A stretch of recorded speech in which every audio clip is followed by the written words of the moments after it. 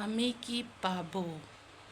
আপনি যখন মানুষের জন্য কাজ করবেন, আপনি যখন নিঃস্বার্থভাবে কাজ করবেন, 100% নিঃস্বার্থভাবে আপনি যখন নিজেকে উজাড় করে দিয়ে, নিজেকে বিলীন করে দিয়ে, আপনি যখন নিজের চিন্তাটা মাথার থেকে সরিয়ে দিয়ে আপনি যখন অন্যের জন্য কাজ করবেন 100% দিয়ে, তো তখনও আপনি মানুষের অসন্তোষই কিনবেন, মানুষের অসন্তোষই আপনি পাবেন।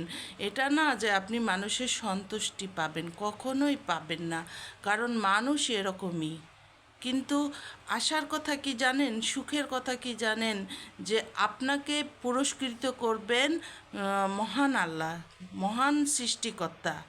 এবং আপনি যা দিবেন আপনাকে হাজার গুণে আল্লাহর তরফ থেকে ফিরিয়ে দেওয়া হবে, আপনাকে উপযুক্ত পুরস্কার